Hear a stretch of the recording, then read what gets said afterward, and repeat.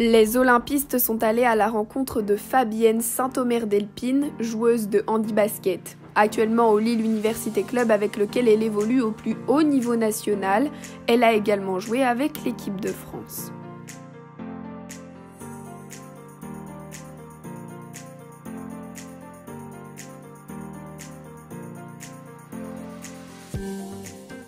« 13 ans, ça fait 13 ans, là en juin, oui, juin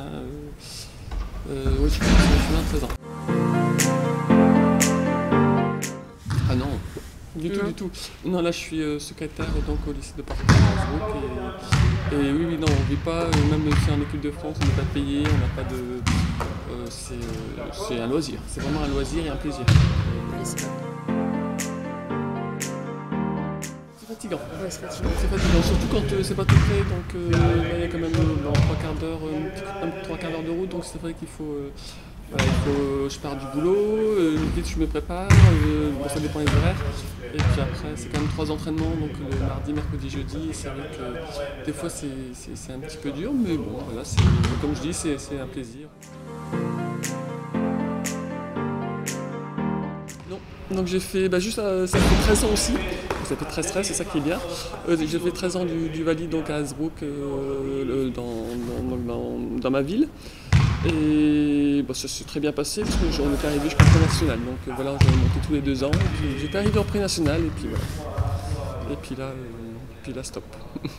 Suite au basket valide, donc je m'étais fait une rupture du ligament.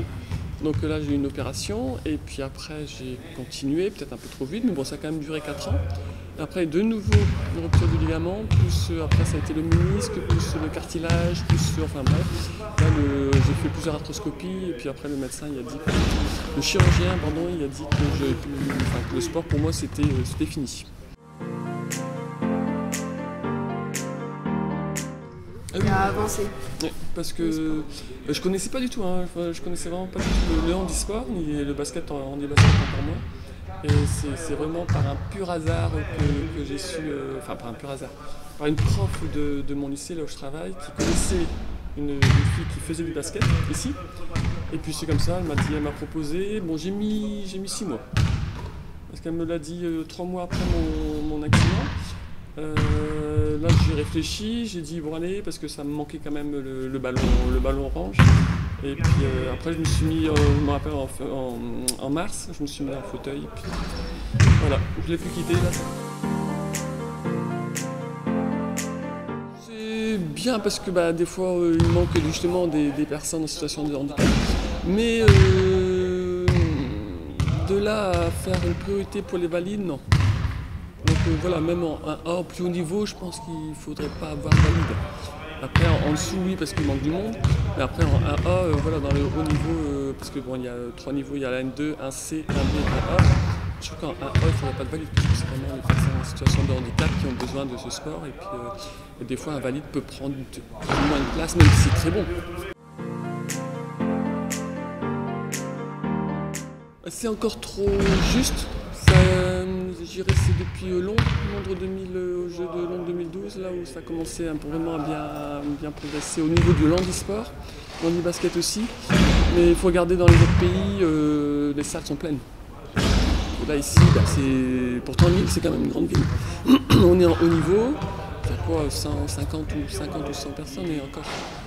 Donc c'est encore peu connu. C'est peut-être connu mais les gens, je pense qu'ils ne s'intéressent pas. Ils ne s'intéressent pas assez à ce sport parce que peut-être qu'ils ne connaissent pas le handicap, ils ont peut-être peur du handicap. Ouais, j'espère quand même que d'ici, ça va faire quoi là, 8 ans, peut-être 8-9 ans là, donc j'espère que ça va bien s'améliorer dans le bon sens. Et puis, mais il faut aussi qu'on arrive à un niveau, parce que le basket français n'est pas au niveau par rapport aux Européens, par rapport au mondial. On est très bas. Et ça, c'est pas normal, parce qu'on a des jeunes, et puis il faut qu'on les monte, et puis qu'on fasse travailler dans les clubs, et puis il faut que ça soit financièrement possible. Et tout ça, c'est politique, la Fédé, enfin tout ça, donc c'est explicable.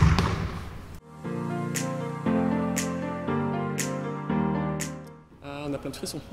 Dès qu'on rentre sur le terrain, dès qu'on chante la Marseillaise, rien que la Marseillaise, on a des frissons et puis des fois il y a des larmes, des fois il y a plus d'émotions. Je me souviens, mon premier porter le maillot, c'était je porte le maillot de la France, je représente le handi-basket.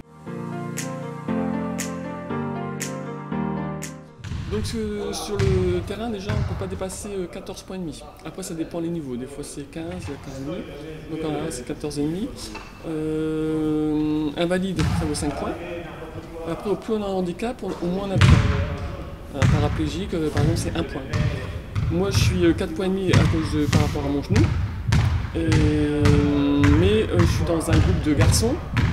Je suis dans un groupe de garçons, donc je suis 3 points. Donc j'ai une classification féminine, 1 point et demi en moins. Ce qui est bien, c'est qu'on s'entraîne aussi comme avec les hommes, donc c'est qu'on doit être aussi performant. Je ne sais pas plus parce que les hommes ils ne vont pas laisser la place, c'est normal. Mais bon, nous on doit se battre encore plus pour avoir notre place. Des fois c'est un petit peu difficile quand même.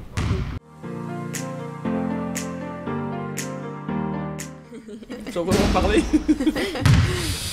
Il n'est pas super bien parce que bon, on a perdu des matchs qu'on ne devait pas perdre. Là on est vers la fin, on est dans la fin du classement. Bon, pas dernier ni avant-dernier, mais je dirais dans le 7-8e. On va essayer de faire une deuxième partie de saison meilleure, surtout aussi sur Ali. J'ai fini ma carrière en Coupe de France en avril. Fin juin, début juillet, il y avait le championnat d'Europe, donc c'était pour la qualification de Jeux de Tokyo. Et on n'est pas passé, donc voilà, on a raté l'équipe d'Espagne. C'était pas de Tokyo et ça fait longtemps. Et puis déjà l'Espagne, on les avait pas. On les battait depuis 2007, depuis 2009, pardon. Donc on les avait toujours battus. Et puis on faisait les jeux paralympiques, on a fait les championnats du monde, ça fait tous les ans on avait quelque chose. C'est dommage, franchement c'est dommage parce qu'on avait bien progressé au niveau du ranking mondial, on était pas mal, on nous invitait dans les tournois, tout ça, que là maintenant, voyant ce qui s'est passé au championnat d'Europe, ce sera plus dur.